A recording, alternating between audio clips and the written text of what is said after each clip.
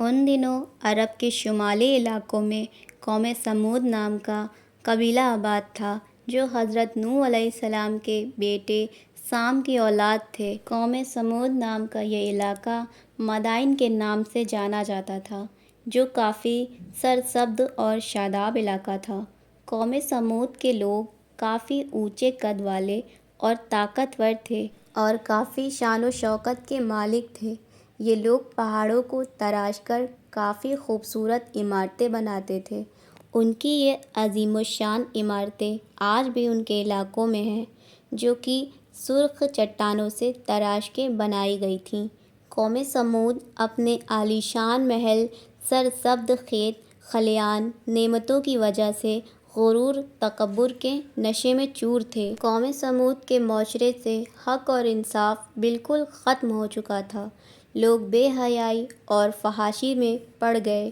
ان کی زندگی ناچ گانوں میں، شرابوں میں جڑ چکی تھی، یہاں تک کہ یہ لوگ سب سے بڑا گناہ شرک میں بھی مبتلا ہو گئے۔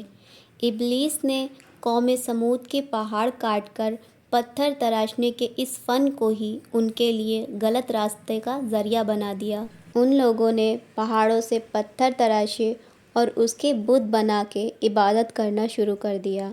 روایتوں کے مطابق انہوں نے 70 مورتیاں بنائیں اور انہوں نے اپنے قبیلے میں قائم کر کے عبادت کرنا شروع کر دی۔ پھر اس قوم کی ہدایت کے لیے اللہ نے ان کی طرف حضرت صالح علیہ السلام کو بھیجا، جو خود قوم سمود سے تعلق رکھتے تھے اور ایک شریف اور نیک انسان تھے۔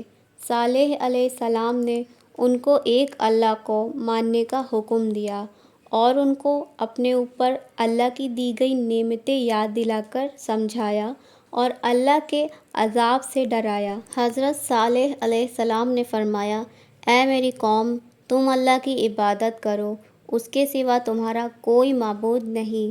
اسی نے تم کو پیدا کیا اور آباد کیا، اور اس کی مغفرت مانگو اور اس کے سامنے توبہ کرو۔ بے شک میرا اللہ نزدیک بھی ہے اور دعا قبول کرنے والا بھی ہے۔ اس بات کو سن کے قوم سمود ان کے خلاف ہو گئے اور انہوں نے حضرت صالح علیہ السلام سے کہا، کیا تم ہم کو ان چیزوں سے منع کرتے ہو جن کو ہمارے بزرگ مانتے پوجتے چلے آئے ہیں؟ صالح علیہ السلام کے بار بار نصیحت کے بعد قوم سمود کے کچھ غریب اور مفلس لوگ آپ پر ایمان لے آئے۔ اب اس قوم کے سرداروں کو یہ بات بالکل اچھی نہیں لگ رہی تھی کہ یہ مفلس لوگ صالح علیہ السلام کی دین کی پیروی کریں گے اور ہمارے چوک چوراہے پہ کھڑے ہو کے ہمارے خدا اور بت کا انکار کریں گے۔ تو اس قوم کے بڑے بڑے سردار ایک جگہ اکٹھا ہوئے اور یہ فیصلہ کیا کہ حضرت صالح علیہ السلام سے معجزہ دکھانے کی بولیں۔ تو سارے سردار نے حضرت صالح علیہ السلام سے کہا، اگر تم اللہ کے سچے پیغمبر ہو تو ہم کو کوئی ایسا معجزہ دکھاؤ جسے دیکھ کے ہم کو تم پہ یقین آ جائے۔ حضرت صالح علیہ السلام نے اللہ سے دعا کی، اللہ نے نبی کی دعا قبول کی اور دیکھتے دیکھتے چٹان پھٹ گئی اور اس میں سے ایک اونٹنی برآمد ہوئی۔ اس میں وہ سب خوبیاں تھیں جو قوم سمود نے فرمائش کی تھی۔ اس میں سے کچھ لوگ ایمان لے آئے، لیکن اکثر سردار اپنے پہ قائم رہے اور اسے جادو کہہ کر اس سے انکار کر دیا۔ یہ اونٹنی اس قوم کے لیے ایک معجزہ بھی تھی اور ایک آزمائش بھی تھی۔ اس اونٹنی نے پیدا ہوتے ہی ایک بچہ جنا۔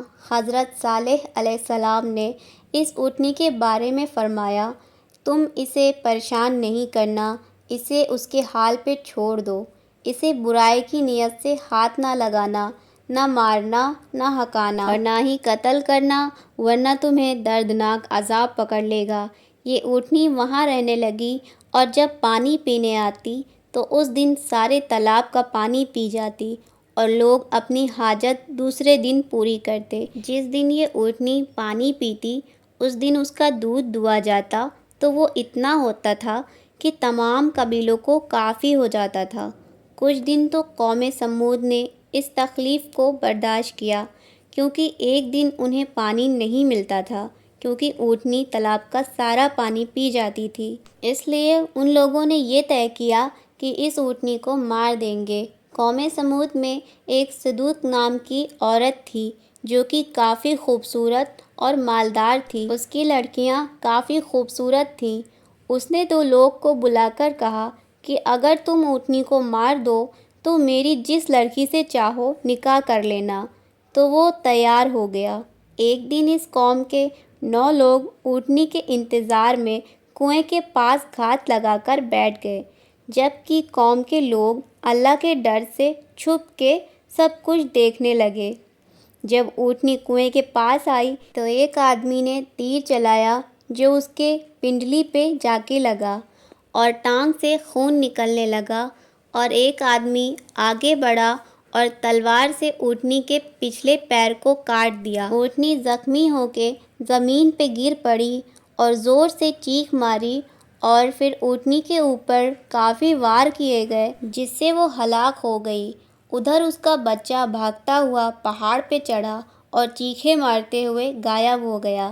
جب حضرت صالح علیہ السلام کو اس بات کی خبر ہوئی، آپ نے کافی افسوس کیا اور فرمایا تم 3 دن کے بعد ہلاک ہو جاؤ گے۔ پھر اللہ کا عذاب آیا، پھر شدید زلزلہ آیا جس سے پوری آبادی چکنا چور ہو گئی، تمام عمارتیں تہس نہس ہو گئیں، اور قوم سمود کا ایک ایک آدمی گھٹنوں کے بل اوندھا گر کے مر گیا۔ اگر آپ لوگوں کو یہ واقعہ سمجھ میں آیا یا اچھا لگا ہو تو اس ویڈیو کو لائک کر دیے گا اور میرے چینل کو سبسکرائب کر دیے گا۔